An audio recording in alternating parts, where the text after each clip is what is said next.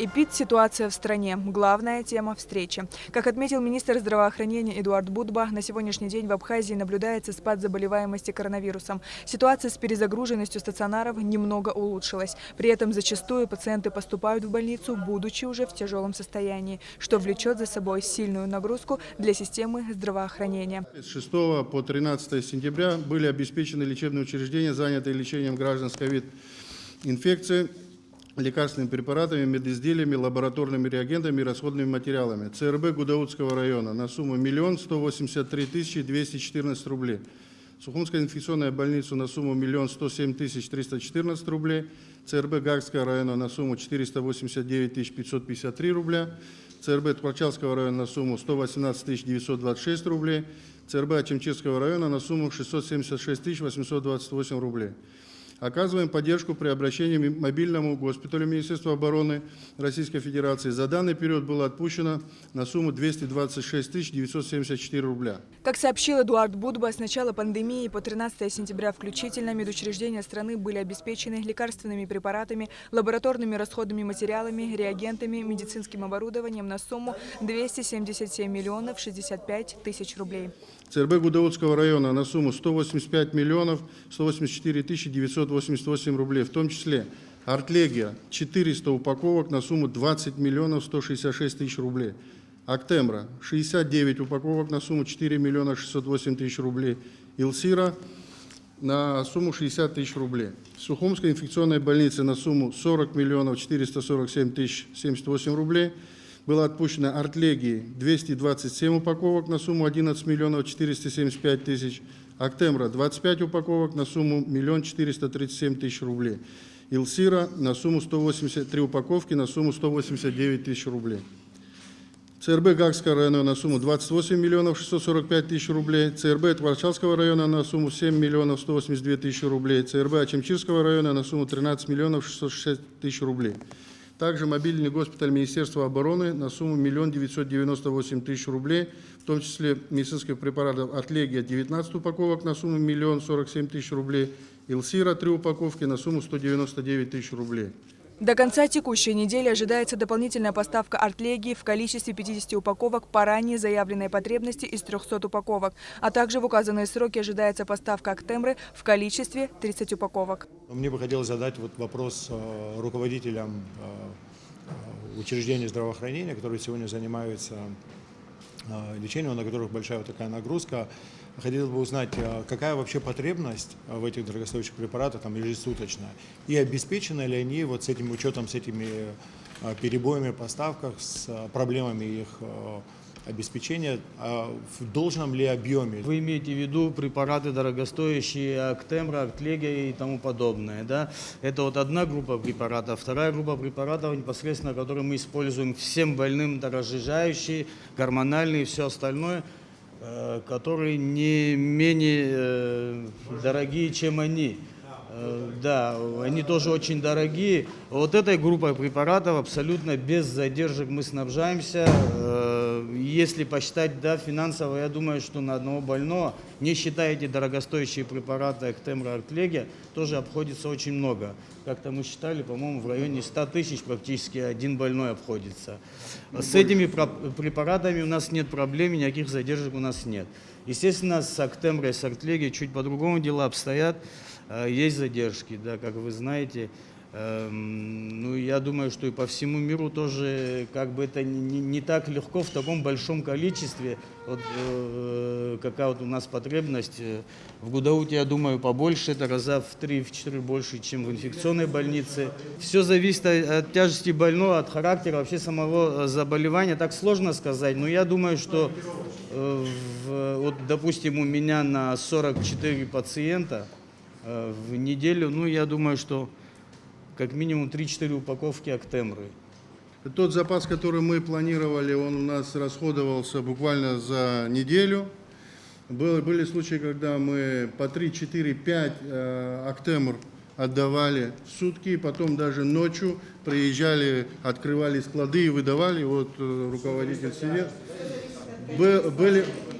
Были пациенты, которым незамедлительно это надо было сделать. В цитокиновый шторм сразу выделялась, выезжала машина, довозила в определенном условии хранения и так далее. Обсудили вопрос о своевременной выплате зарплат и доплат врачам, задействованным в борьбе с COVID-19. Дело в том, что ежемесячно в работе ковидных центров принимают участие более 580 наших медицинских работников. Каждый из них с разных медучреждений нашей страны. У каждого из них есть установленный график, норма, дежурство, часы и так далее. Начисление по такому количеству людей, разумеется, в один день не произойдет. Я вам откровенно могу сказать, можете спросить у любых расчетных работников, и за неделю это тоже не происходит, и за 2 недели тоже. Сложно, пока со всех районов получишь информацию, соберешь и так далее. Так вот, если говорить как о таковой задолженности не числится. Вот в четверг, да, по-моему, в четверг пришла потребность за июль месяц от Минздрава. Вот министр находится здесь. Это было, наверное, в 2 часа дня. Без 15... За июль, да. Потребность пришла, где-то 2 часа дня было. Без 15:03 деньги уже были на счетах Министерства здравоохранения. Мы так полагаем, что к концу пятницы следующей недели у нас будет уже потребность, начисленная все, за август месяц. Сетка зарплат должна быть выровнена. Да, по ковидному госпиталю Гудаутскому, по инфекционной больнице, более не менее, чтобы все наши доктора и врачи получали надбавки примерно одинаковые, потому что вот сейчас в продолжение нашего коллеги разговор, никто, конечно, не ждет эти надбавки, все выезжают, наши доктора, и делают то, что должны делать, и выезжают и в Гудаутский ковидный госпиталь. Но вот разница, она существенная. Там, например, Сухумская инфекционная больница с Гудаутским госпиталем в заработных платах. Она есть, да, вот я сам это наблюдал, не буду сейчас говорить, кто мне об этом говорил. Я понимаю, да, это с городского бюджета идет наполнение, но с нашего республиканского бюджета мы можем так выровнять и доплаты, чтобы были примерно одинаковые, да, те, которые ездят в Гудауту, те, которые остаются в Сухуме или в Ачимчиру ездят. Это момент такой очень важный. Какие они надбавки в целом по республике у нас? Доплаты по городу, вот в данном случае по ковиду, да, они существуют. Город принял решение доплачивать.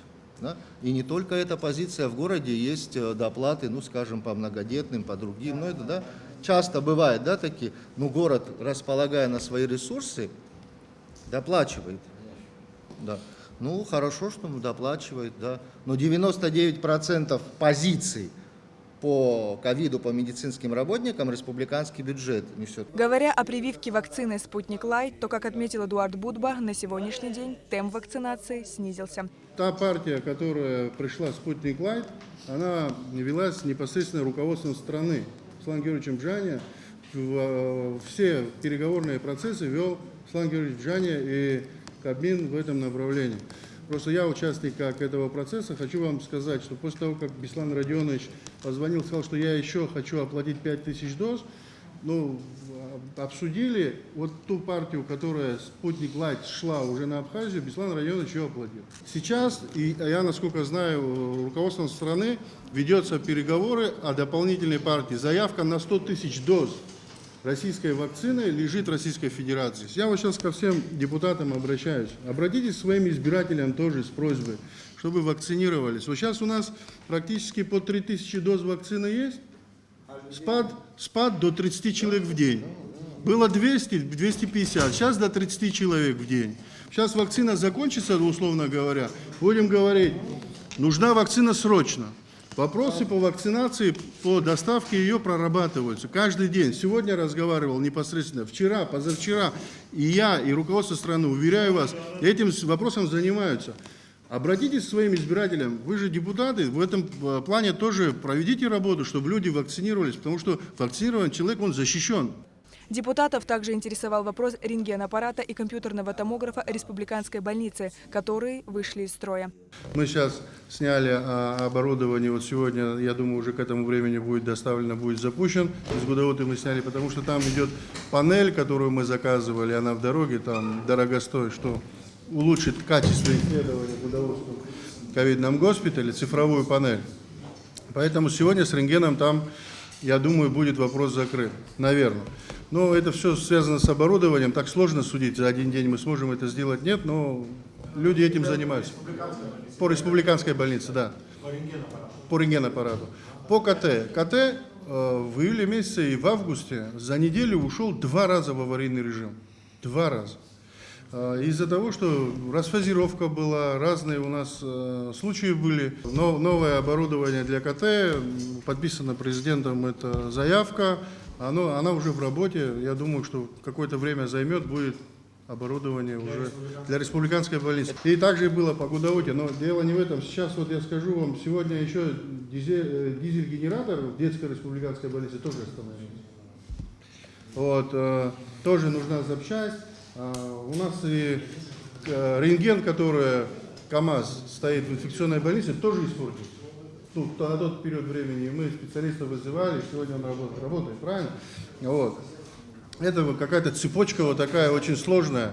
На встрече обсудили еще ряд вопросов, связанных с пандемией COVID-19, в том числе об оснащении медучреждений во время веерных отключений электричества, в особенности в предстоящий зимний период. Сария Кварцхеля, Алексей Баструков, Абхазское телевидение.